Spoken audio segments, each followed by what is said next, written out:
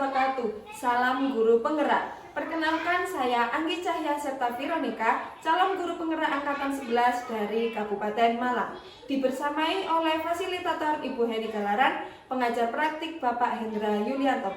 Berikut ini adalah video aksi nyata diseminasi budaya positif di SD Negeri 3 Klepu. Semoga bermanfaat. Assalamualaikum warahmatullahi wabarakatuh. Hamdan wa syukurillah, sholatan wa tatimah Rasulillah amma ba'du. Yang terhormat Kepala Sekolah SD Negeri 3 Klepu, yang kami hormati Bapak Ibu Dewan Guru beserta staf SD Negeri 3 Klepu. Alhamdulillah, pada kesempatan hari ini kita masih diberi nikmat sehat oleh Allah Subhanahu wa taala, sehingga kita bisa menghadiri acara diseminasi pada hari ini dalam keadaan sehat walafiat. Salawat dan salam semoga tetap tercurahkan kehadiran kita baginda Rasulullah SAW yang telah membawa kita dari gelapnya zaman menuju zaman yang terang benderang, yakni Adinul Isra wal Iman. Bapak Ibu yang kami hormati, sebelum acara diseminasi pada hari ini kita mulai, terlebih dahulu mari kita berdoa bersama-sama dengan harapan semoga acara pada hari ini berjalan dengan lancar. Al-Fatihah.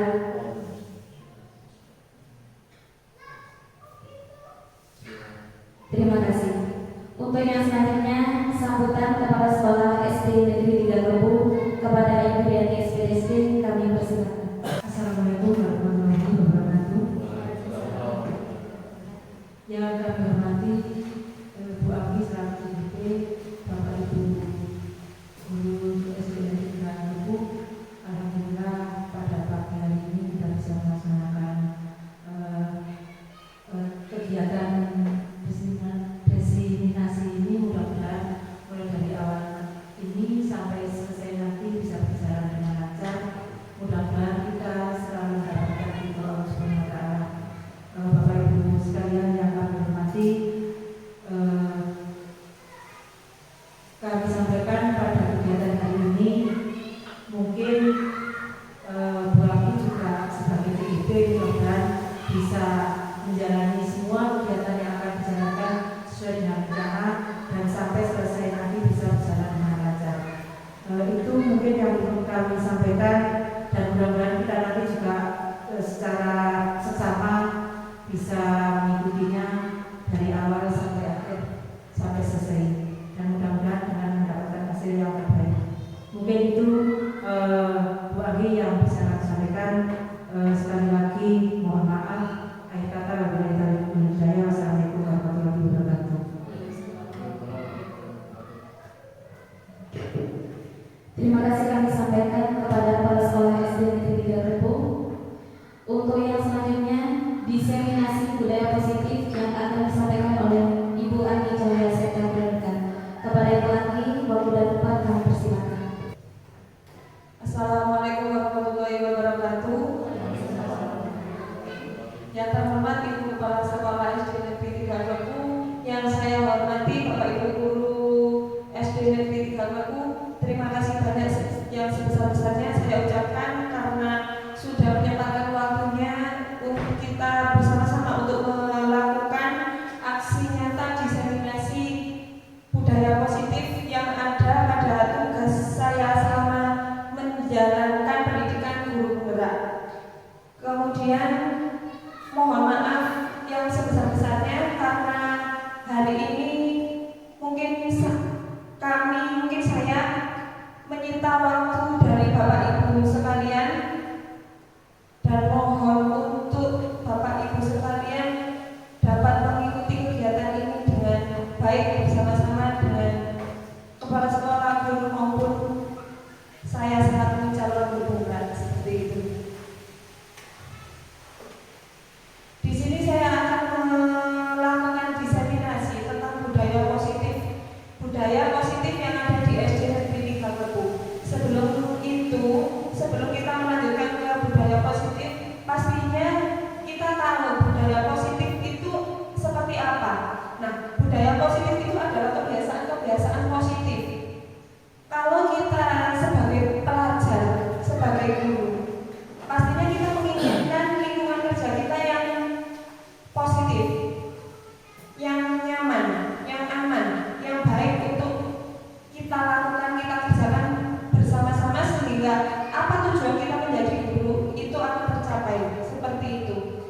bagaimana untuk menciptakan lingkungan yang positif itu dimulai dari diri kita sendiri pastinya. Kita berangkat dari rumah, kita bekerja, kita sebagai guru itu untuk membimbing.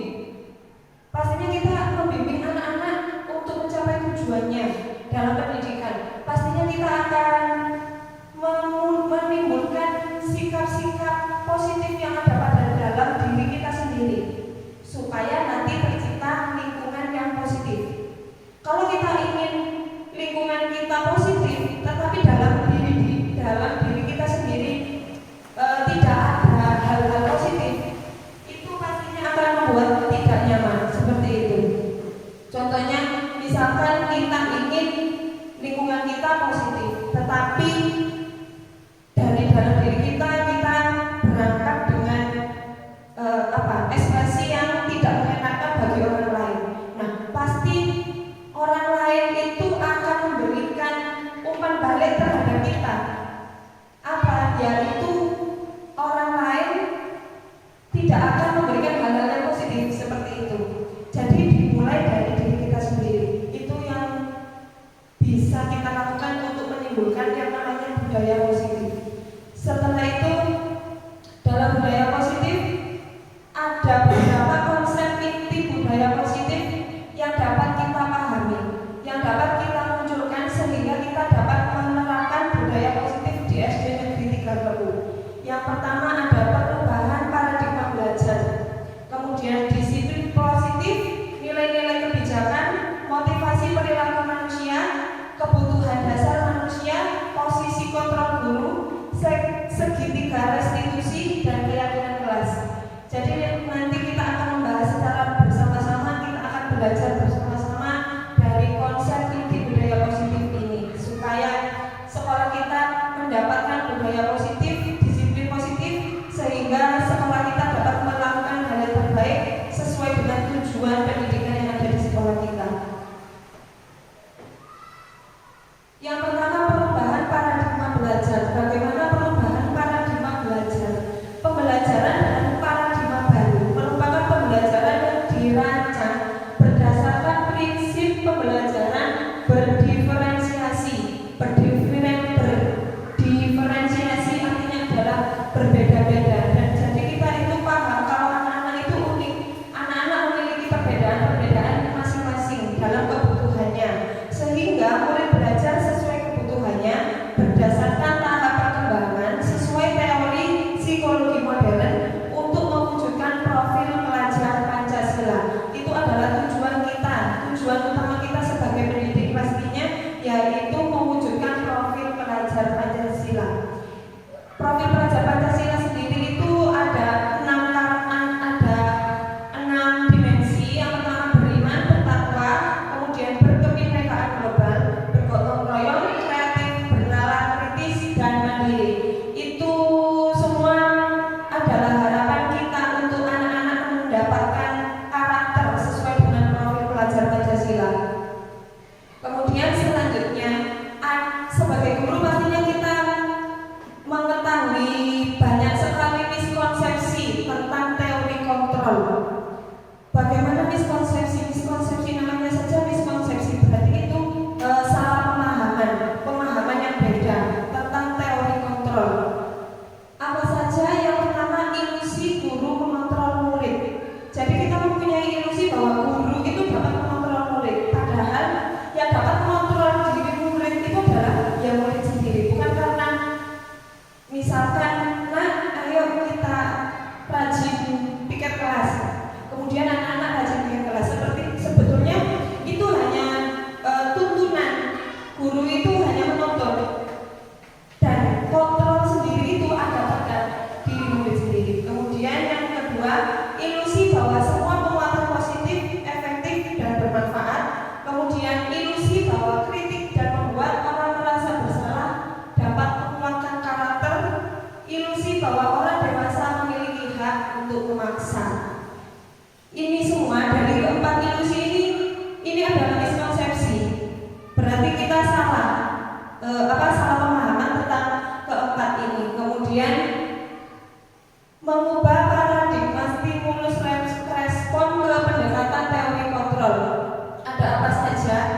stimulus respon, realitas, kebutuhan kita sama, padahal dalam teori kontrol itu realitas orang, setiap orang itu berbeda.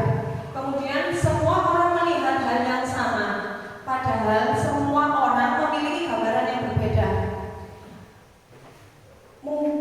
Seperti saya berdiri di depan sini, mungkin pandangan dari Bapak Ibu guru semua berbeda, dari Bu Faiz, Bu Nita, Bu Tri, Bu Linda, dan sebagainya.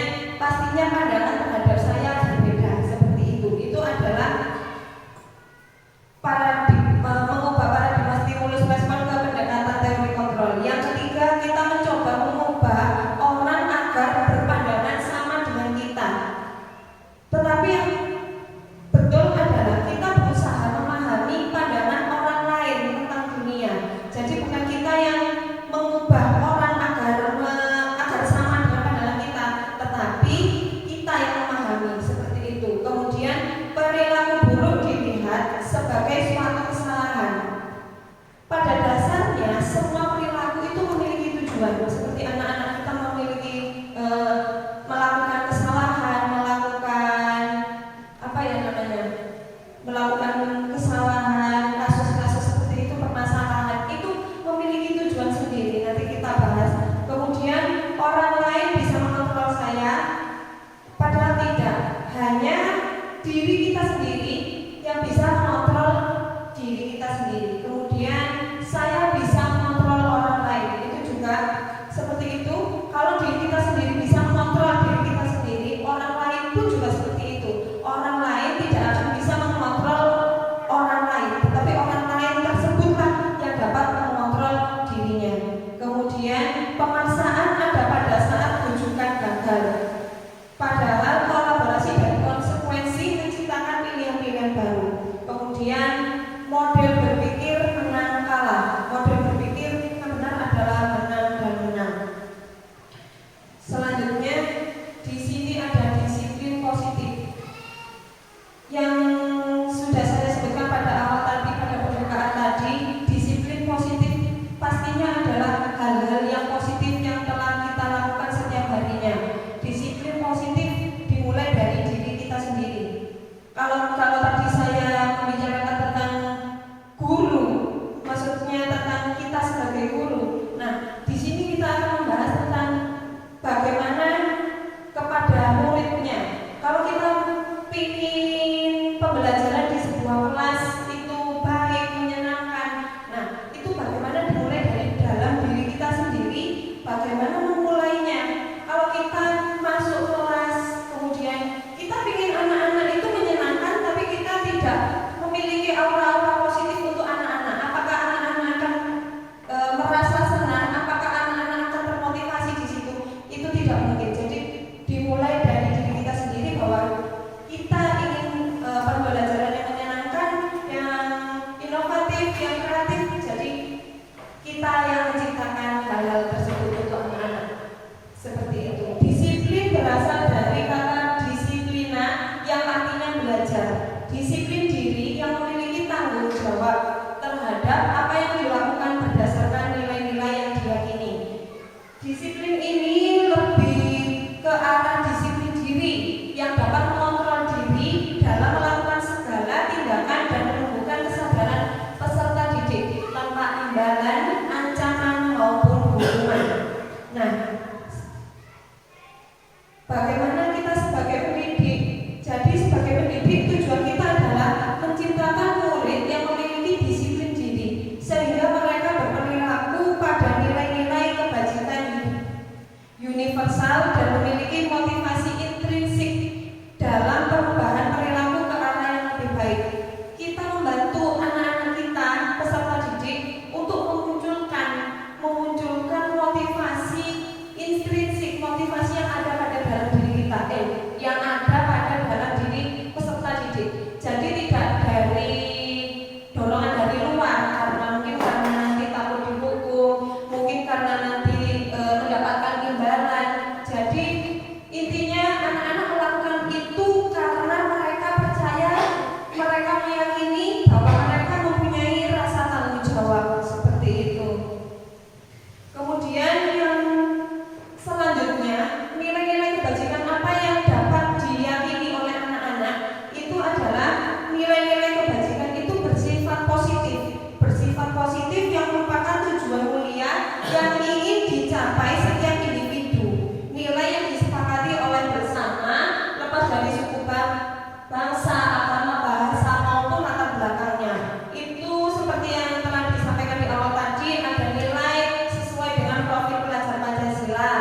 beriman, bertakwa, kemudian berakhlak mulia, berkebinekaan global, gotong royong, mandiri, kreatif, dan berkenalan kritis.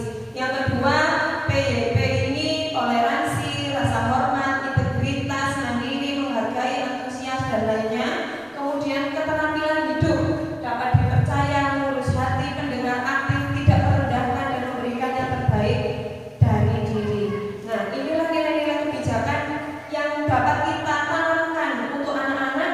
Jadi tidak ada paksaan, tidak ada harapan, imbalan, suatu penghargaan yang didapatkan. Itu termasuk nilai, itu termasuk motivasi dalam diri anak-anak tersebut. Selanjutnya ada motivasi perilaku manusia. Nah, motivasi perilaku manusia ini sebagai pendidik pastinya kita memiliki suatu tujuan untuk melaksanakan setiap kegiatan, memiliki motivasi kenapa kita melakukan suatu kegiatan tersebut. Nah, motivasi perilaku manusia itu yang pertama untuk menghindari ketidaknyamanan atau hukuman, yang kedua untuk mendapatkan imbalan atau penghargaan dari orang lain, kemudian yang ketiga untuk menjadi orang yang mereka inginkan dan menghargai diri sendiri dengan nilai-nilai yang mereka percaya. Jadi setiap manusia itu pasti memiliki motivasi kenapa melakukan hal-hal tersebut. Seperti kita sebagai pendidik, kita datang pagi hari, misalkan seperti itu. Kita datang pagi hari, itu kenapa? Apakah karena takut dihukum? Apakah karena mendapatkan imbalan atau nantinya penghargaan? Apakah karena itu dapat dari diri kita sendiri, yang ada dalam diri kita sendiri, nilai-nilai yang telah kita percaya seperti itu. Itu sama juga dengan apa yang ada pada peserta didik. Kira-kira dari ketiga ini, kira-kira menurut Bapak Ibu motivasi perilaku yang manakah yang sesuai dengan Bapak Ibu semua? Pastinya adalah, saya yakin pastinya adalah motivasi untuk menjadi orang yang mereka inginkan dan menghargai diri sendiri dengan nilai-nilai yang mereka percaya. Betul? Betul. Karena apa? Karena kita adalah sebagai seorang pendidik, kita menjadi teladan bagi peserta didik. Kalau kita melakukan hal-hal yang baik, hal-hal yang kita percaya, nilai-nilai yang kita percaya, maka itu akan memunculkan juga kepada peserta didik.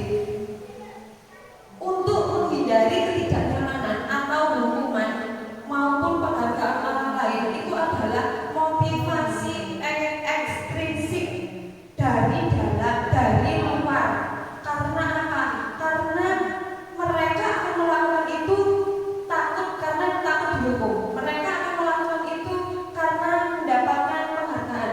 Kalau kita biasanya sebagai guru itu supaya cepat, supaya sukses, supaya nurut, pastinya kan, nanti tak hukum, nanti tak kasih ini. Nah, seperti itu biasanya ya. Padahal itu adalah motivasi dalam diri anak, dalam motivasi di luar anak, di luar kendali anak. Kalau tidak ada hukuman, kalau tidak ada penghargaan, apakah mereka akan menuruti kita sebagai seorang guru? Pastinya tidak. Pastinya tidak. Nah, bagaimana caranya? Jadi caranya adalah kita memunculkan motivasi yang ada pada dalam diri anak-anak, sehingga tanpa ada hukuman pun, tanpa ada penghargaan, tanpa ada imbalan, mereka akan melaksanakan itu. Seperti itu. Itu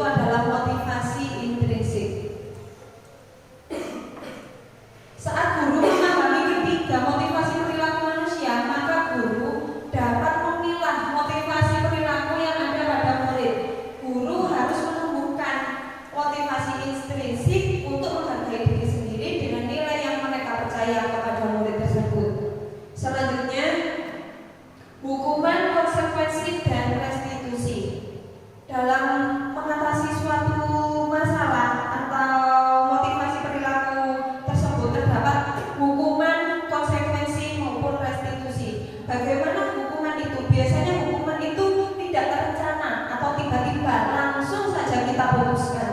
Kemudian murid pun tidak tahu yang akan terjadi dan tidak dilibatkan bagaimana nantinya hukuman itu terjadi. Kemudian bersifat satu arah dari guru saja. Kemudian berupa hukuman psikis maupun fisik. Untuk konsekuensi terencana atau disepakati sesuai aturan. Jadi peserta didik pun terlibat. Walaupun terlibat, mereka dibuat tidak nyaman karena mungkin mereka tidak setuju, tapi mereka harus setuju. Itu yang namanya konsekuensi. Terencana disepakati tapi sesuai peraturan yang telah dibuat. Sikap guru selalu memonitor murid. Nah, yang bagus adalah bagaimana? Yang bagus adalah dengan restitusi. Restitusi itu proses menciptakan kondisi murid untuk memperbaiki kesalahannya. Proses kolaboratif antara guru dan murid untuk memberikan solusi, memberikan kesempatan untuk mencari solusi sendiri seperti itu. Jadi peserta didik itu memperbaiki kesalahannya dengan cara-caranya sendiri. Kita hanya memberikan kesempatan, memberikan dukungan saja. Itu adalah proses restitusi. Selanjutnya, kebutuhan dasar manusia. Setiap manusia itu pastinya memiliki tujuan. Apa tujuannya? Tujuannya adalah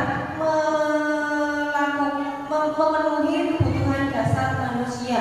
Kebutuhan dasar manusia adalah segala sesuatu yang kita lakukan untuk mendapatkan apa yang kita inginkan.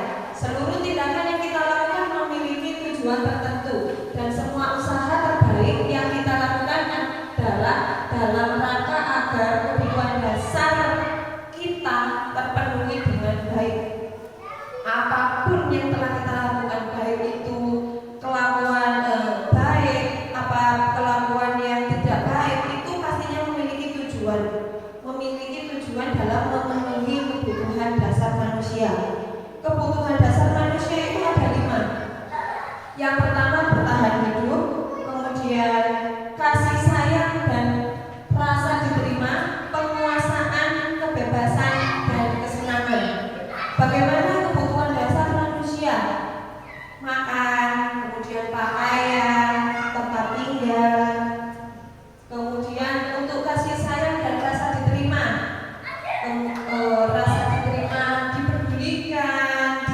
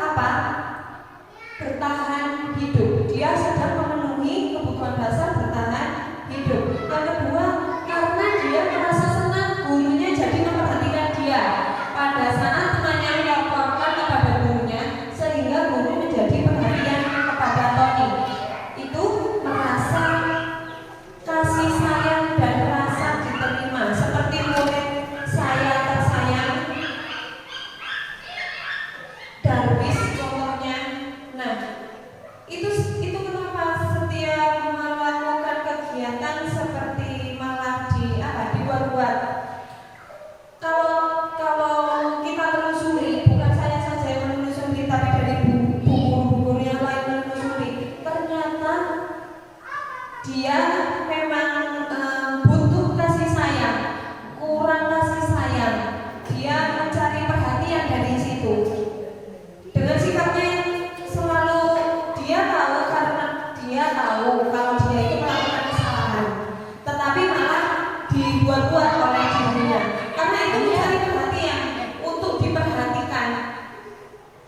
Kalau sudah mendapatkan perhatian dari bapak ibu gurunya, dia pun akan merasa senang. Itulah kebutuhan, itulah saya memahami salah satu kebutuhan dasar dari murid saya, yaitu Darwis. Kemudian karena temannya jadi takut dengan dia dan mengikuti keinginannya, kebutuhan dasar yang dipenuhi adalah penguasaan. Kemudian karena dia merasa bosan dengan bekal makanan yang dibawakan, karena dia ingin mencoba makanan temannya yang berbeda-beda, itu adalah kebutuhan dasar kebebasan. Kemudian karena dia merasa senang, iseng, dan menikmati ekspresi wajah teman-temannya yang kesal. Nah, itu karena dia sedang kesenangan, memenuhi kebutuhan dasar kesenangan. Selanjutnya, posisi kontrol guru. Nah, posisi kontrol guru. Ternyata menjadi guru itu kita memiliki posisi untuk mengatasi suatu permasalahan-permasalahan yang ada pada peserta didik. Yang pertama, pendukung, pembuat rasa bersalah, teman, pemantau, dan manajer. Bagaimana untuk penghukum? Penghukum ini biasanya seseorang menghukum bisa menggunakan fisik maupun psikis.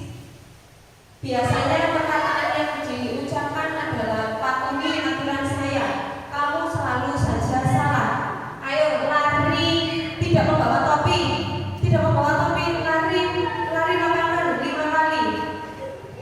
Tidak memakai sepatu, sepatunya dikumpulkan di kantor. Kamu tidak usah memakai sepatu sampai jam 6. Nah, itu adalah posisi kontrol menghukum. Nada suaranya tinggi, bahasa tubuhnya, matanya melotot, kemudian jarinya menunjuk-nunjuk dan menghadik.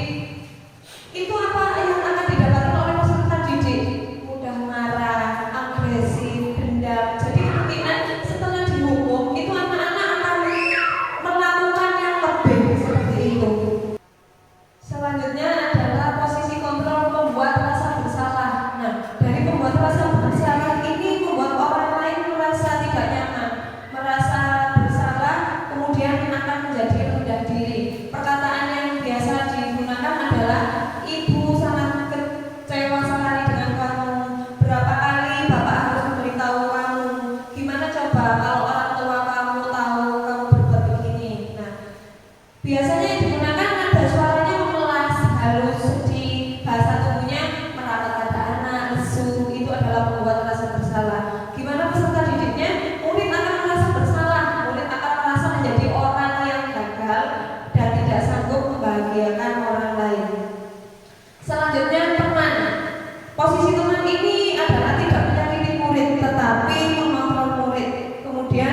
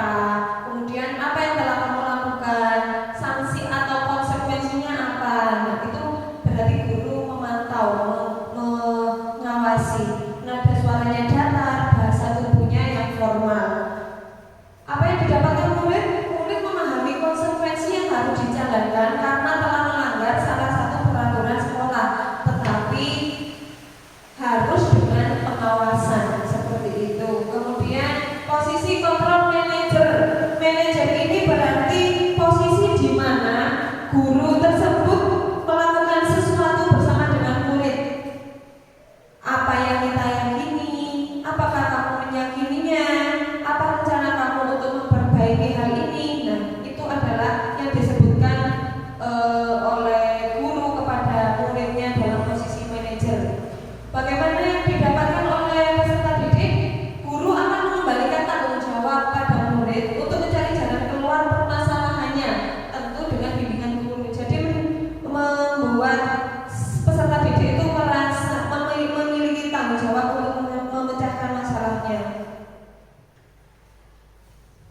Nah, kira-kira dari apa yang sudah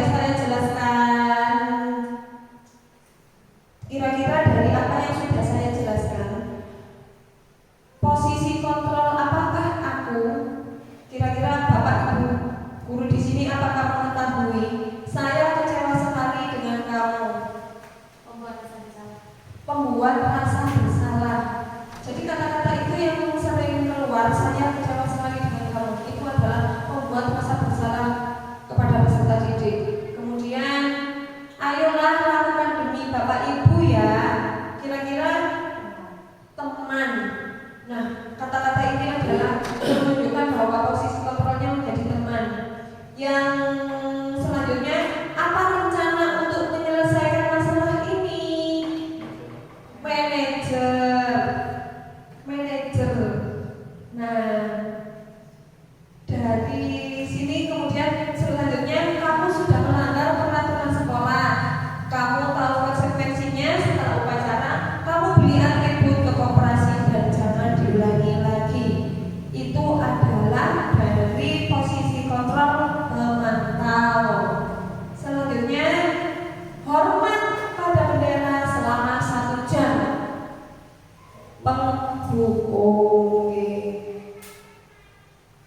Nah, dari kelima posisi kontrol ini, kira-kira kita sebagai pendidik itu posisi kontrol yang baik untuk diri kita ke peserta didik itu yang mana? Yang manajer. Jadi kita sebaiknya sebagai guru itu menggunakan posisi kontrol sebagai manajer. Posisi manajer itu mengacu pada restitusi, kolaborasi dengan peserta didik yang dapat menjadikan peserta didik sebagai manajer bagi dirinya sendiri, sehingga terdapat identitas positif atau berhasil pada murid tersebut. Jadi keberhasilan diciptakan dari dirinya sendiri. Itu adalah posisi kontrol guru sebagai manajer. Selanjutnya, segitiga restitusi. Nah, dari manajer tersebut kita dapat menggunakan langkah-langkah untuk mengatasi suatu permasalahan, yaitu dengan menggunakan segitiga restitusi. Apa segitiga restitusi itu? Yaitu suatu proses dialog yang dijalankan oleh guru dapat menghasilkan murid yang mandiri dan bertanggung jawab. Apa saja yang dilakukan pada segitiga restitusi ini? Segitiga restitusi ini yang pertama, validasi tindakan yang salah, kemudian menanyakan, yang pertama menstabilkan identitas, kemudian validasi tindakan yang salah, dan yang ketiga adalah menanyakan keyakinan kepada peserta didik. Bagaimana caranya menstabilkan identitas? Nah, dalam tahapan ini adalah bagian dasar dari segitiga restitusi, bertujuan untuk mengubah identitas anak dari yang mereka merasa gagal karena melakukan kesalahan menjadi sukses. Kita kuatkan seperti itu. Seperti contoh perkataannya, berbuat salah itu tidak apa-apa, tidak ada manusia yang sempurna, saya juga pernah melakukan kesalahan, kita punya solusinya, kita bisa menyelesaikan ini. Seperti itu. Kemudian yang kedua adalah validasi tindakan yang salah. Pada tahapan ini, setiap tindakan kita dilakukan dengan satu tujuan, yaitu memenuhi kebutuhan dasar. Kalau kita memahami kebutuhan dasar yang sebelumnya, berarti kita sudah melakukan validasi tindakan yang salah dengan kita dapat menemukan cara-cara paling efektif untuk menemukan kebutuhan dasar peserta didik yang telah dimiliki. Seperti perkataannya bisa seperti, padahal kamu bisa melakukan yang lebih buruk dari ini ya. Kamu pasti punya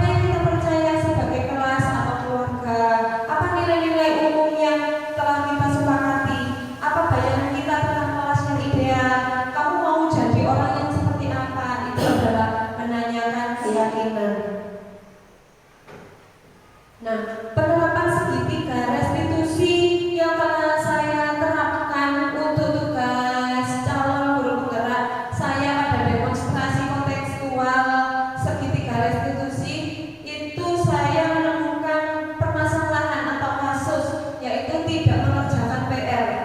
Nah, di sini Wildan itu tidak mengerjakan PR karena sering melihat kesenian gantengan sampai malam hari. Jadi dia pun sampai lupa akan PR-nya, sampai lupa akan tanggung jawabnya sebagai pelajar.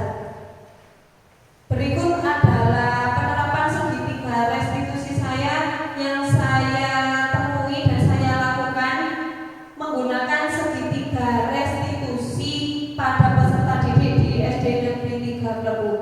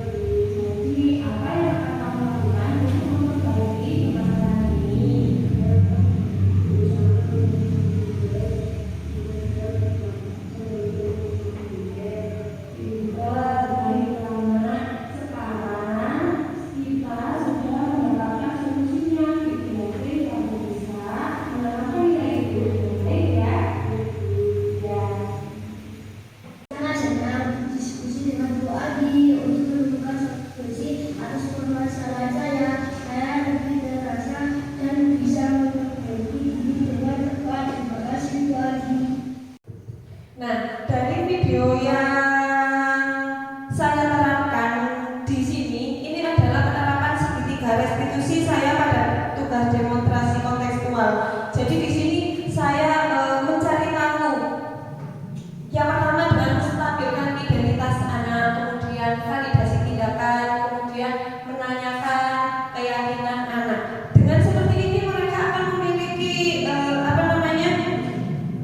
memiliki cara, memiliki solusi bagaimana dia melakukan kesalahan, kemudian apa yang baik bagi dirinya, bagaimana dia memahami kesalahan menjadi suatu kebenaran dan solusi yang terbaik, seperti itu.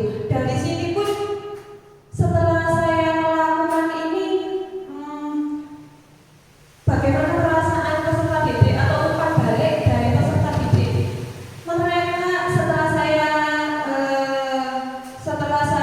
cari umpan baliknya seperti itu anak-anak merasa lebih nyaman. Karena apa? Karena mereka merasa didengarkan, dipahami seperti itu dengan cara segitiga restitusi. Jadi mereka bisa mengungkapkan, bisa menuangkan apa yang telah ada pada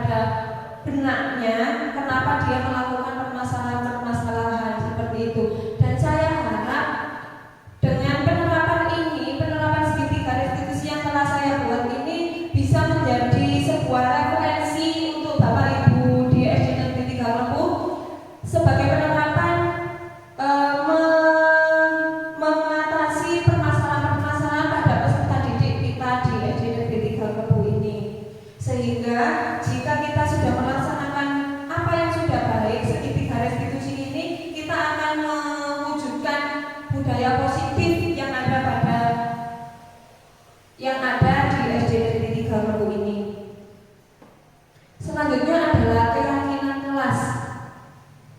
Kira-kira mengapa keyakinan kelas? Mengapa bukan pengaturan kelas? Apakah ada yang tahu?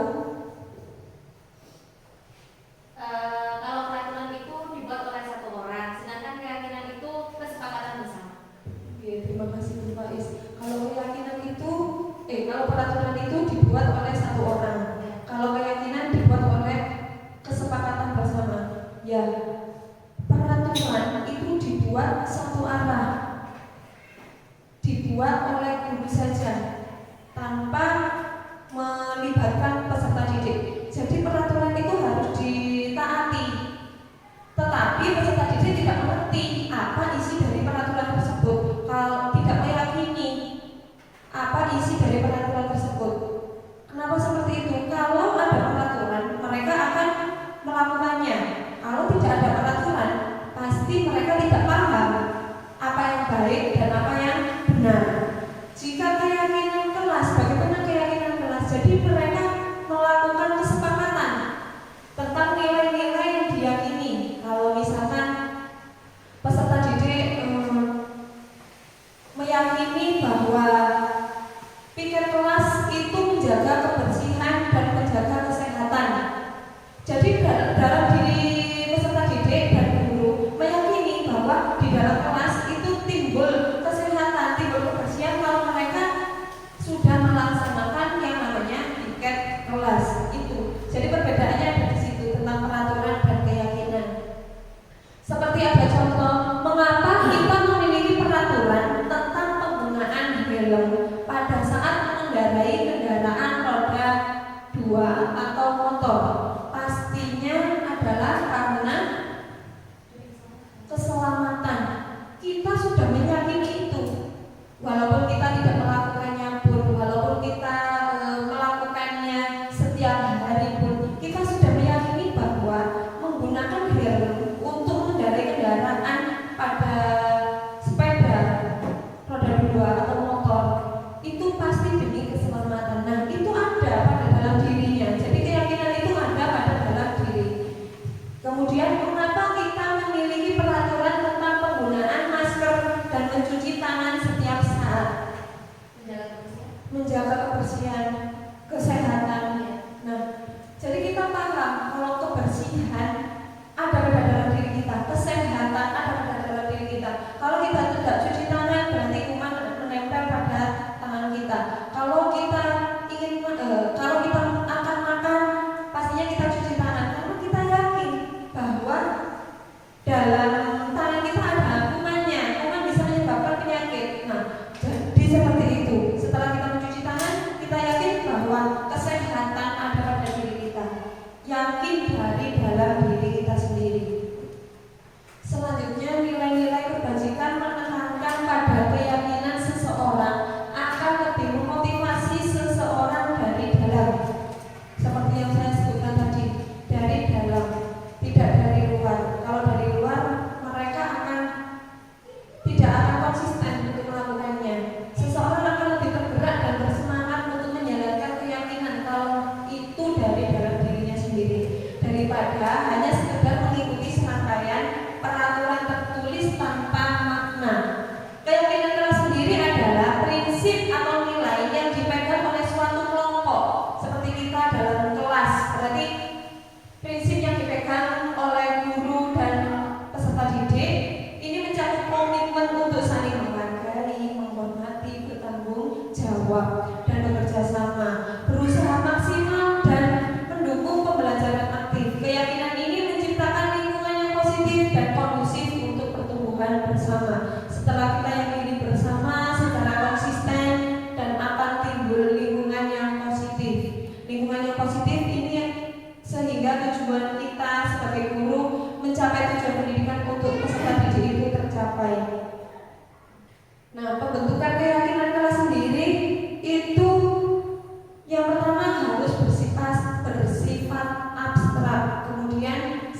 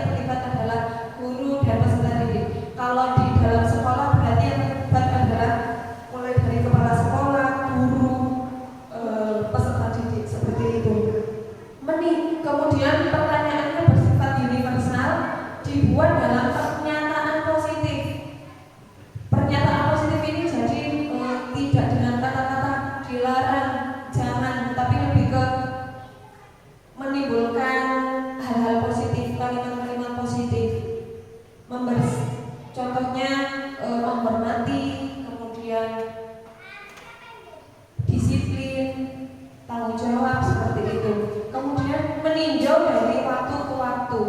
Karena keyakinan kelas ini adalah keyakinan kelas bersama dengan peserta didik di kelas, jadi dapat ditinjau kembali. Jenengan sebagai guru dapat meninjaunya kembali sesuai dengan kesepakatan dari guru dan peserta didik. Nah, prosedur pembentukan keyakinan kelas yang pertama, warga sekolah atau murid bercurah pendapat. Jadi tidak hanya satu arah seperti peraturan tadi. Kalau peraturan kan tertulis, tertuang langsung ada. Kalau keyakinan kelas ini dibentuk dengan cara bercurah pendapat, berkolaborasi. Saya dengan murid, saya menanyakan dengan murid, muridnya menjawab, mengungkapkan pendapat. Kita sepakati bersama-sama seperti itu. Kemudian mencatat semua masukan pada tempat yang dapat dilihat kembali hasilnya. Dapat dilihat kembali hasilnya. Jadi kita dapat mencatatnya itu melalui kartu seperti itu, ditempel di depan kelas atau kita ketik, kita buat poster seperti itu. Kemudian menyusun kalimat negatif menjadi kalimat positif. Nah, dari sini kalimat negatifnya seperti tadi, dilarang ramai di dalam kelas, dilarang bertengkar, berarti menjadi kalimat yang positif. Di dalam kelas harus menghormati guru, di dalam berteman harus menghargai teman. Nah, seperti itu, berubah kalimatnya dari kalimat negatif menjadi kalimat positif. Supaya apa? Supaya anak-anak ini lebih termotivasi, tergerak seperti itu. Kemudian menemukan nilai kebajikan atau keyakinan dari peraturan yang dibuat. Setelah kita membuat menyusun kalimat tersebut, kemudian kita tentukan nilai apa. Seperti di dalam kelas membuang sampah pada tempatnya, berarti itu adalah nilai disiplin, nilai kebersihan, nilai kesehatan, seperti itu. Kemudian keyakinan kelas tidak terlalu banyak. Dari peraturan-peraturan tadi yang telah disebutkan, pastinya itu nilainya akan sama. Misalkan dilarang dilarang mengejek teman, dilarang membuli teman, dilarang bertengkar, itu sama, nantinya akan sama, akan menimbulkan keyakinan yang sama, yaitu tentang menghormati teman, menghargai dan menghormati teman. Kemudian meninjau ulang, menyetujui dan menandatangani. Jadi tidak lupa setelah dibuat kemudian ditinjau, disetujui dan dibuktikan dengan ditandatangani bahwa hal ini sudah disepakati bersama-sama. Keyakinan kelas ini sudah diyakini oleh semua warganya. Ini adalah contoh keyakinan kelas dari kelas 1 yang saya buat tentang belajar dengan fokus dan konsentrasi, kemudian saling membantu dan berteman dengan siapapun, berarti menghormati dan menghargai, kemudian belajar dan bermain dengan nyaman dan aman, seperti itu. Kira-kira dari kalimat ini keyakinan apa yang ada? Kira-kira mengembalikan buku ke tempatnya, yaitu keyakinan bertanggung jawab. Nah, selanjutnya berteman dengan siapapun, menghormati, kemudian hadir tepat waktu, disiplin, komitmen. Nah, seperti itu. Jadi kesimpulannya pada diseminasi budaya positif hari ini adalah kita sebagai guru itu harus mengetahui konsep inti dalam budaya positif, sehingga guru dapat menerapkan dan mewujudkan budaya positif yang ada di sekolah. Budaya positif diterapkan dengan cara, harus diterapkan dengan cara berkolaborasi dan konsisten, tidak terputus begitu saja. Kalau kita konsisten, kita kerjakan secara terus-menerus, kemudian kita menjadi satu dengan cara berkolaborasi, itu akan membuat budaya positif akan lebih tercapai, seperti itu. Mari kita sebagai guru belajar bersama, berkolaborasi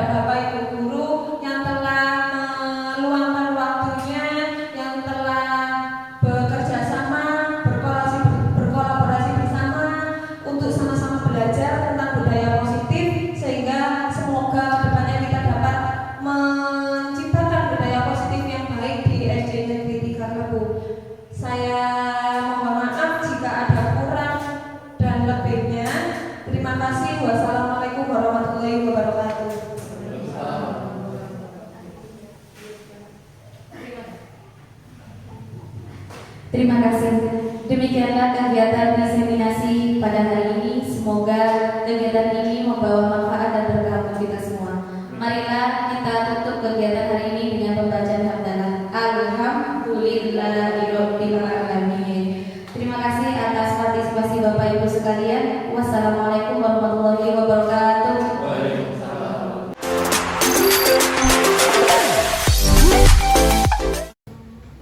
Assalamualaikum warahmatullahi wabarakatuh.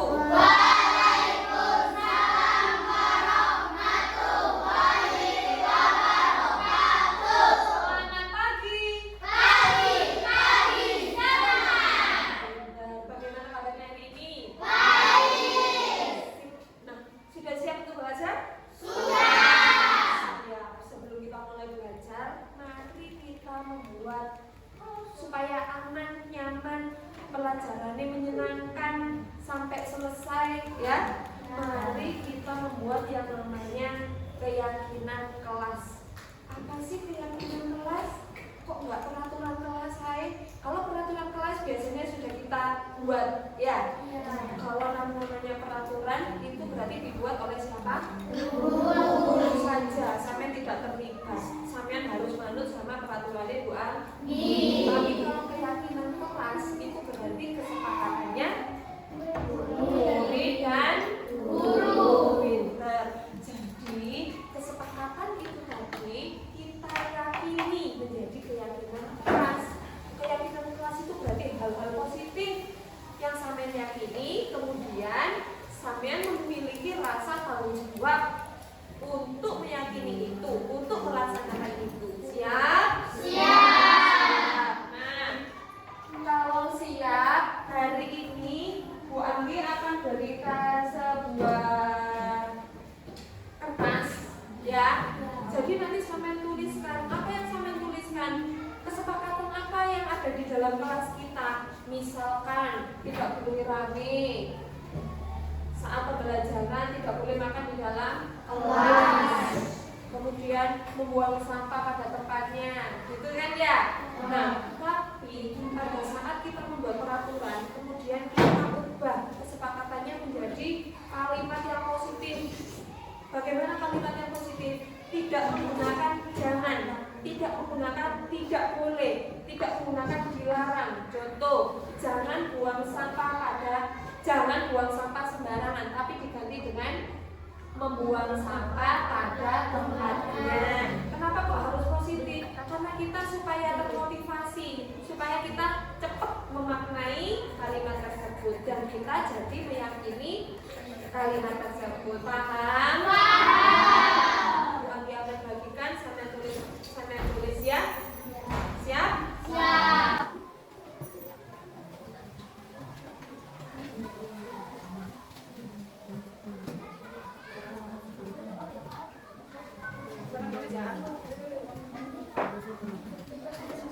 Sudah dituliskan semuanya? Kalau begitu silakan kalian maju ke depan untuk menempelkan di papan tulis agar tulisan sampean semua terlihat oleh teman-temannya. Silakan mulai dari garis sini.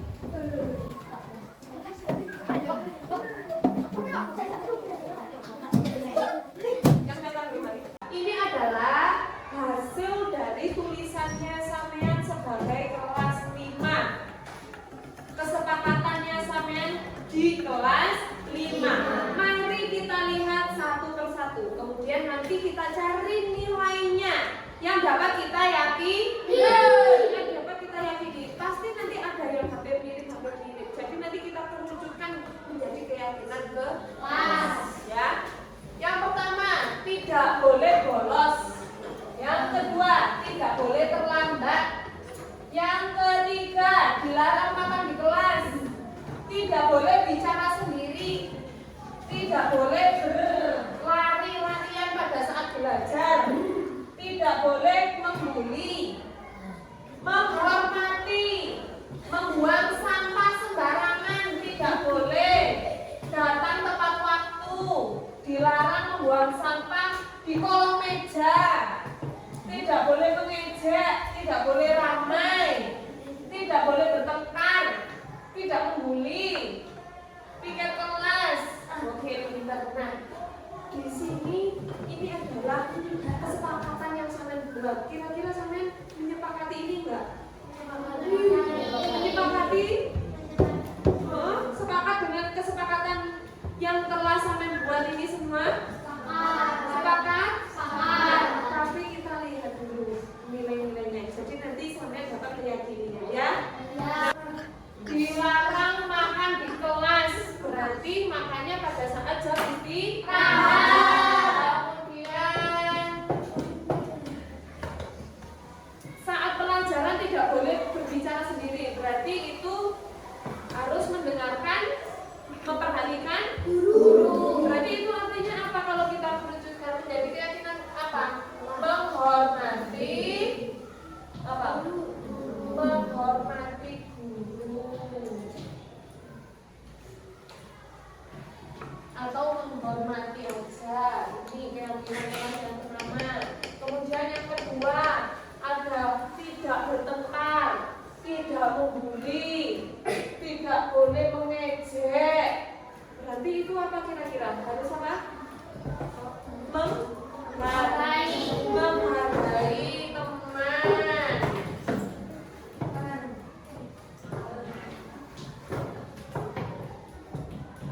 Kemudian ada lagi dilarang membuang sampah di kolong meja.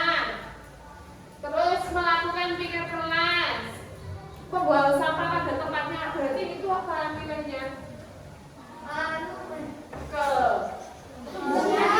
Kebersihan atau kesehatan, ya kan?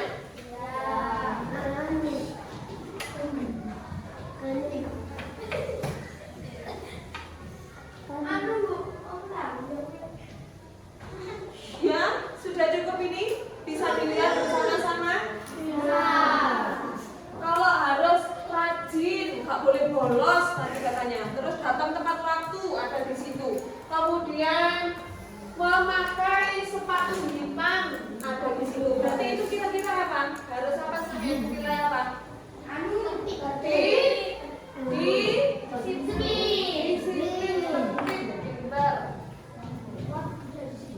Disiplin atau tertib.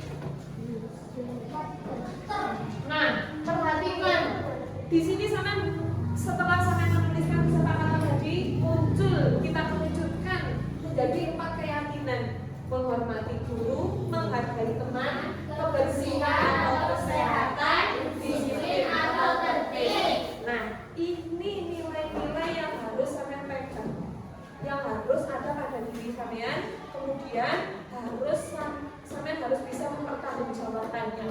Kira-kira siap apa enggak? Siap. Berarti setuju semua dengan ini? Setuju. Beri tepuk tangan untuk kita semua. Terima kasih.